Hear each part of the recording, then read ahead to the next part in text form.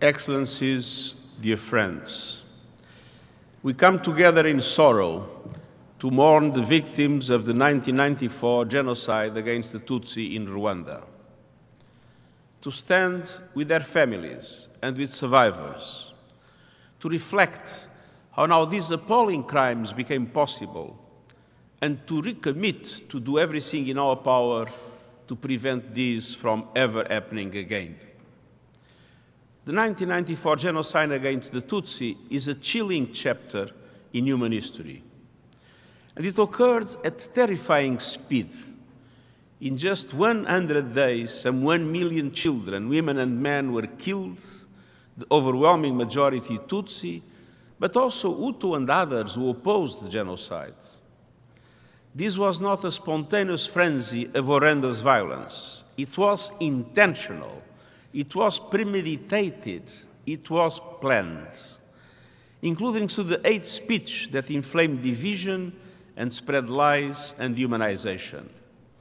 And it was the product of a collective failure to act. In the years since Rwanda has made an extraordinary journey towards reconciliation, healing, and justice. This terrible period of Rwanda's history reminds us that no society is immune from hate and horror.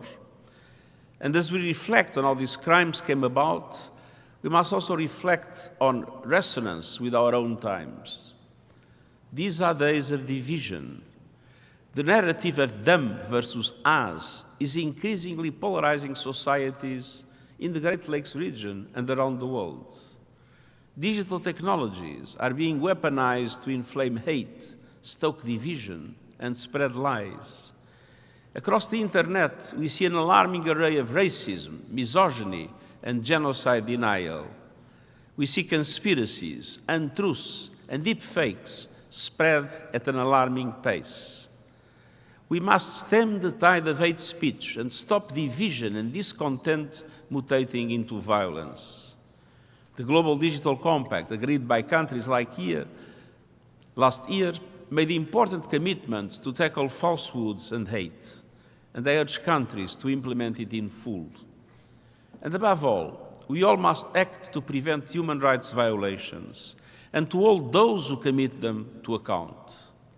We must invest in prevention, in sustainable development, and the promotion, protection, and respect for all human rights, to help build prosperous, peaceful, equitable, and just societies. And all states must comply with their duties and obligations under international human rights law and international humanitarian law. I call on all countries to become parties to the Genocide Convention without delay, and to honor the responsibility to protect their populations from genocide, war crimes, ethnic cleansing, and crimes against humanity. Every state and every part of society must deliver on the promise enshrined in the Universal Declaration of Human Rights to promote the human rights and dignity of all. The United Nations, founded in the aftermath of genocide, stands with all countries in these efforts. In this our 80th year, we recommit to the purposes and principles on which we were founded: the equality, dignity, and worth of every member of our human family. And on this day, a remembrance, let us, all of us, commit to be vigilant, to act, and to work together to build a world of justice and dignity for all, in honor of all the victims and survivors of the genocide in Rwanda. Thank you.